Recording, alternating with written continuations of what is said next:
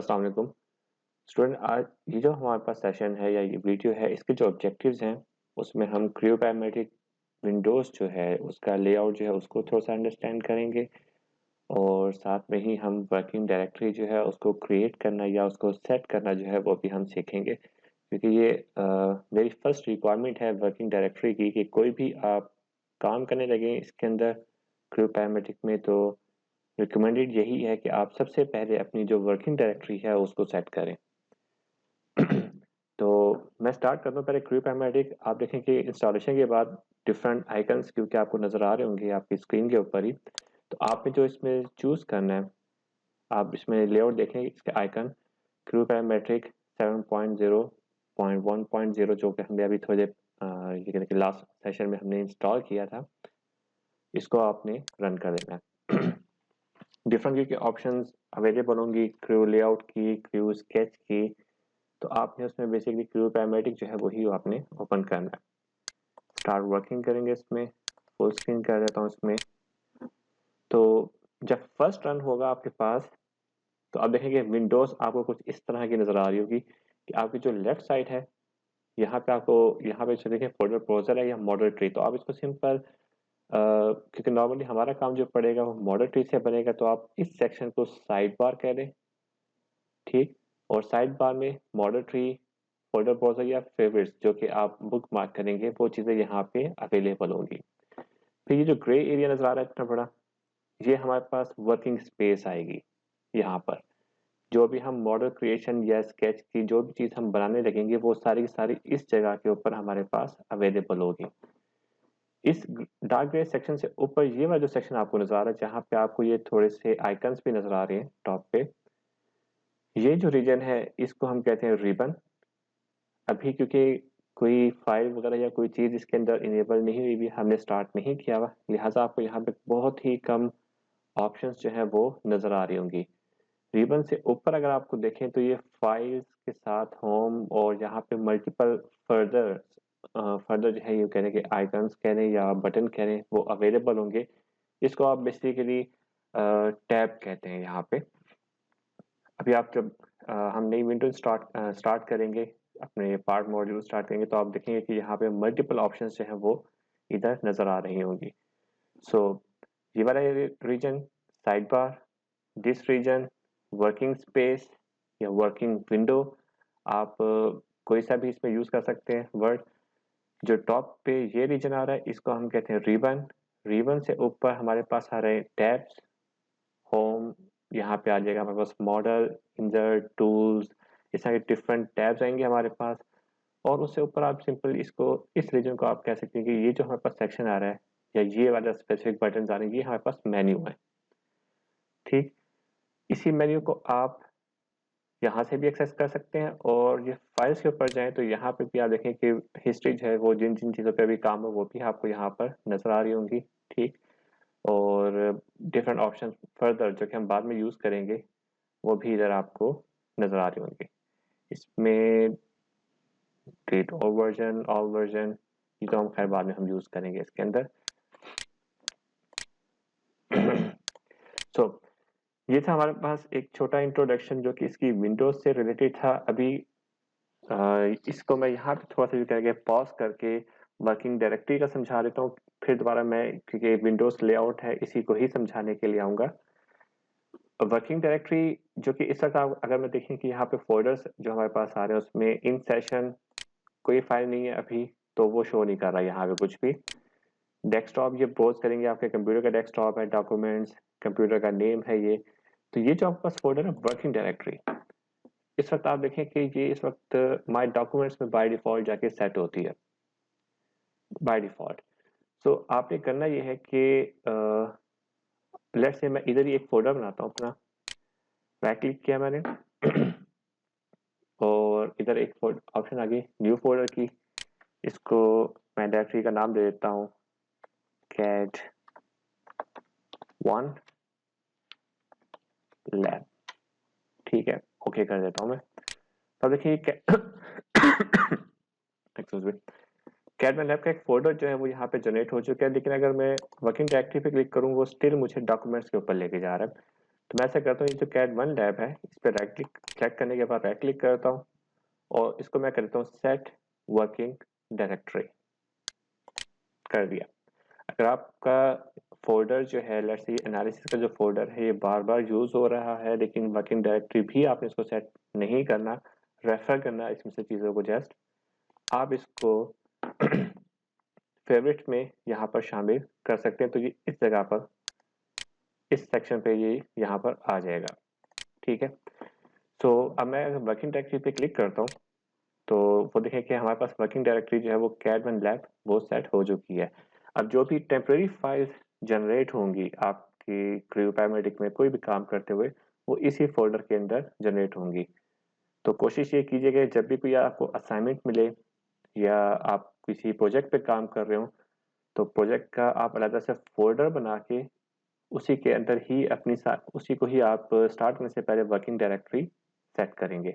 अब ये क्योंकि वर्किंग डायरेक्टरी मैंने सी में सेट की है, let's say I want to create in some other you can देखिए स्टोरेज डिवाइसेस अदर देन सी।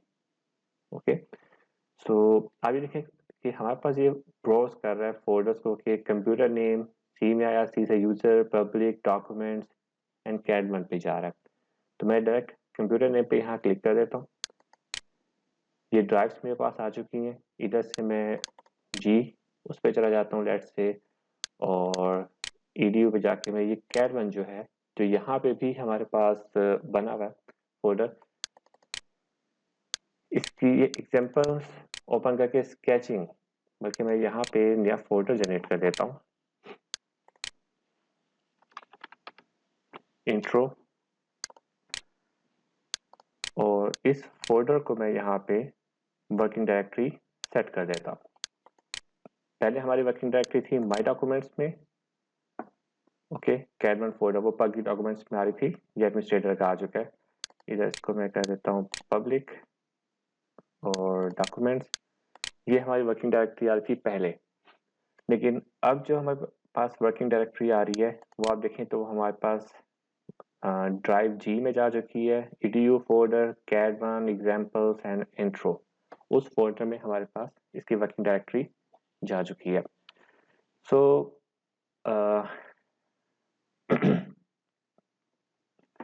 अब क्योंकि हमें जो काम करना है मैं वर्किंग डायरेक्टरी सेट कर चुका हूँ और हमें अब क्योंकि एक नई फाइल जो है वो जनरेट करना चाह रहे हैं यहाँ पे, तो इसको मैं फिलहाल इस विंडो को यहाँ से करता हूँ क्लोज, ताकि मेन विंडो मेरे पास ओपन रहे।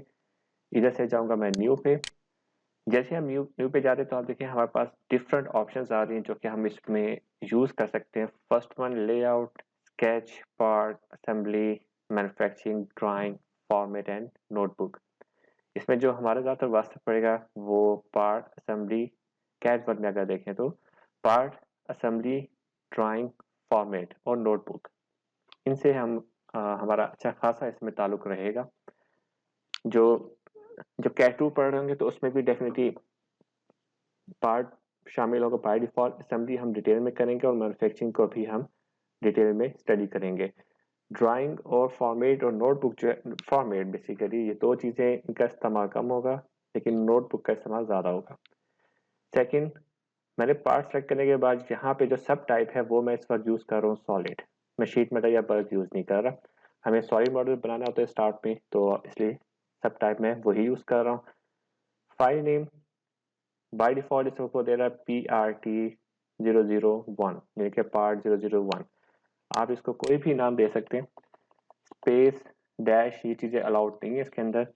आप लेट्स से मैं इसको करता हूँ इंट्रो अंडरस्कोर 1 कर देता हूँ, या PRT यूँ कर दें, या लेआउट कर दें। डैश पार्ट अगर कर दूँ ना तो ये डैश है बेसिकली ये इसके अंदर अलाउड नहीं होगी, तो आपने सिर्फ अंडरस्कोर यूज़ करना है इसके अंदर।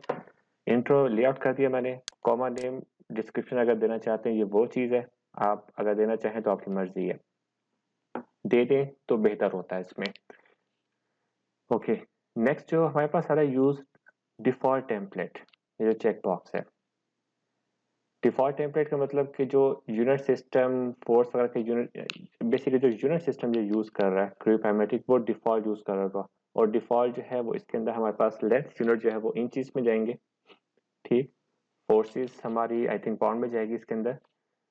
तो अगर आपने यूनिट सिस्टम चेंज करना हो तो आप डिफ़ॉल्ट को अनचेक कर दें और इधर ओके कर दीजिए। मेक श्योर पार्ट पर हैं, सॉलिड नाम दे दिया आपने और डिफ़ॉल्ट को अनचेक कर दिया, ओके। तो अभी देखिए कि हमारे पास डिफरेंट जो यूनिट्स इसके अंदर मौजूद हैं सॉलिड पार्ट के वो हमारे पास आ चुके हैं कि pound sorry inch, pound, second, ये हमारे पास पार्ट ले आते हैं।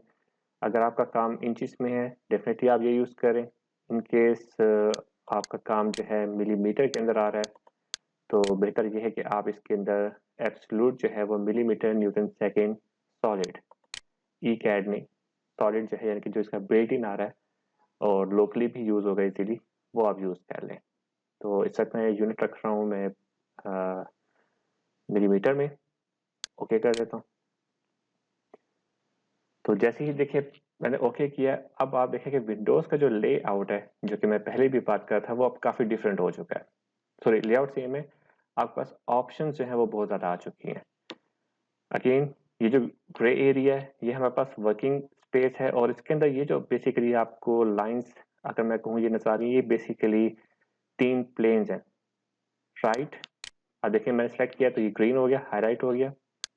टॉप ये है हमारे पास प्लेन, फ्रंट ये प्लेन है और ये हमारे पास पार्ट का कोऑर्डिनेट सिस्टम है जो कि डिफॉल्ट के ऊपर हमारे पास जनरेट हुआ है। ये हमारे पास इन स्पेस मेन्यू आप कहते हैं या वर्किंग स्पेस मेन्यू कहते हैं आप इसको। इसके अंदर डिफरेंट ऑप्शंस आपके पास नजर आएंगे जो कि मैं चाहूँगा कि आप इसको एक्सप्लोर भी करें। रीफिट करने के लिए अगर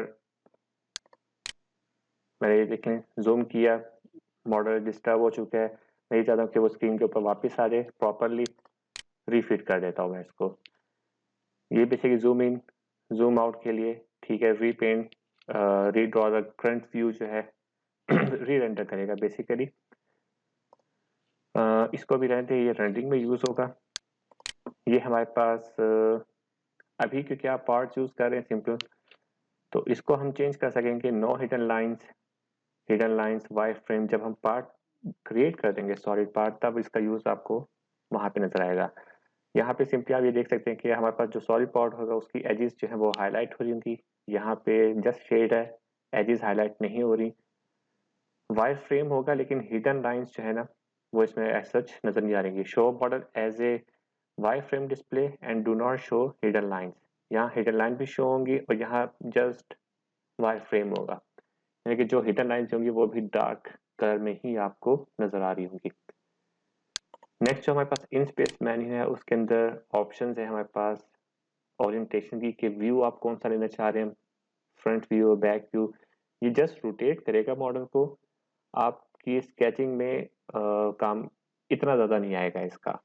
ये सिर्फ आपको व्यू को मैनेज करने के लिए इसका इस्तेमाल आएगा कि अक्सर आपको बैक साइड जो है उसके ऊपर जाके कुछ काम करना पड़ता है, तो रोटेट करने के बजाय आप यहाँ से भी बैक व्यू कर सकेंगे उसका। बाकी ये ऑप्शन जब हम यूज़ होंगे इंशाल्लाह उस वक्त फिर आपको मैं इसमें दिखाऊंगा। ये पर्सपेक्टिव व्यू वगैरह की ऐसा फिलहाल ज़रूरत नहीं है। नेक्स्ट हमारे पास ऑप्शन आ रही है डेटम डिस्प्ले की। इसमें आप देखें कि एक्सिस डिस्प्ले, अगर एक्सिस मौजूद होगा आपके पास, इसको मैं अनचेक कर दूं तो कहीं पे भी जो भी एक्सिस आपके पास मौजूद होगा नज़र नहीं आएगा।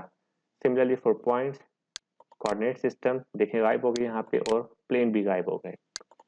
तो ये जस्ट डिस्प्ले को कंट्रोल करने के लिए यूज़ हो रहा है और इसी का ही ये शॉर्ट हैंड है, यही इसका शॉर्ट हैंड है। एक चीज़ जो आपको मैं इसमें दिखाता चलूँ कि ये जो आपके पास आ रहा है बेसिकली ये एक्स वाई जी एक्सिस शो कर रहा है जिसको हम पिन सेंटर भी कह रहे होते हैं। डिसेबल करना चाहें तो ये नज़र नहीं आएगा आपको, लेकिन रिकमेंडेड यही है कि आप इसको रखें ताकि ऑन रखें ताकि आपको काफ़ी हद तक आइडिया होता रहेगा यहाँ पे ओरिएंटेशन के हवाले से। रिबन आप अगर देखें, सॉरी पहले हम बात करते हैं साइड बार की। इसमें आप देखें कि पहले हमें जो चीज़ नज़र आ रही थी वो फोल्डर व्यू नज़र आ रहा था बाय डिफ़ॉल्ट। अब हम क्योंकि पार्ट में आ चुके हैं तो अब मॉडल ट्री जो है वो इनेबल हो चुका है। हम इधर जो भी ऑपरेशन करेंगे, स्केच बनाएंगे, मॉडल पे कोई भी मॉडिफिकेशन करेंगे, let's say extrude, SVEEP, revolve, ये सारी चीज़ें वो सब के सब यहाँ पर हमारे पास लिस्ट होती जाएंगी और हम किसी भी वक्त जाके बैक पे बिल्कुल फर्स्ट जो फीचर होगा उसको हम मॉडिफाई कर सकते हैं। जो थर्ड इसमें एक चीज़ आपको बतानी चाहिए वो यही कि जो रिबन है बाय डिफॉल्ट देखेंगे कितना सिंपल सा था, बिल्कुल खाली था, लेकिन अब आप देखें इसके अंदर बहुत सारी ऑप्शंस यहाँ पर नज़र आ रही हैं और अगर मैं जब इसमें स्पेसिफिक मॉड्यूल या ऑप्शन जो है यूज़ करूँगा, इनेबल करूँगा, तो ये जो रिबन है इसमें भी वैल्यूज़ उसी तरह से या नंबर्स कह रहे हैं या आइकन्स कह रहे हैं वो उसी तरह से चेंज हो जाएंगे। सिमिलरली ये जो टैब मेन्यू है आप देख लें, इसमें कितने ज़्यादा आपको ऑप्शन जो हैं फर्दर वो नज़र आ चुकी हैं। ओके, बाकी जो चीज़ है वो एज इट इज़ है, बस ये थोड़ी बहुत चीज़ें इसके अंदर नई आ चुकी हैं। प्रिपेयर पे मॉडल प्रॉपर्टीज़ पे हम चले जाते हैं, ये चेक कर लेते हैं कि आपने भी यूनिट हमने सेट किया था मिलीमीटर न्यूटन सेकंड। अगर चेंज करना चाहते हैं, मटेरियल प्रॉपर्टी देना चाहते हैं, तो हम जाएंगे file, prepare, model properties. Material जो इसमें वो देखें, जो इसका डिफ़ॉल्ट मटेरियल था वो असाइन किया हुआ है। चेंज करना चाहेंगे तो इधर से आप लेगेसी इसका मटेरियल जो भी आप लेंगे, लेट्स से ओपन कर देता हूँ और ब्रॉन्ज जो है उस पर मैंने डबल क्लिक किया, लाइब्रेरी में आ गया। ओके, मटेरियल जो है वो ब्रॉन्ज अब इसको असाइन हो गया। यूनिट जो है मिलीमीटर न्यूटन सेकेंड, इसको चेंज करके मैं अगर पहले मिलीमीटर न्यूटन सेकेंड था, अब मैं इसको ये कर देता हूँ क्यूबैमेट्रिक डिफॉल्ट और इसके ऊपर मैंने क्या कर दिया है, सेट कर दिया है। सेट करने पे वो ऑप्शन ये पूछता है कि कन्वर्ट डायमेंशन या इंटरप्रेट डायमेंशन। अब इसमें जो फर्क आ रहा है वो यही कि अगर इंच से, जैसा एग्जांपल दे रहा है, फर्स्ट वन में हमारे पास क्या हो रहा है कि 1 इंच कन्वर्ट हो जाएगा 25.4 मिलीमीटर में, जबकि सेकंड वन में क्या होगा कि 1 इंच कन्वर्ट हो जाएगा 1 मिलीमीटर में, या 1 मिलीमीटर कन्वर्ट हो जाएगा 1 इंच में।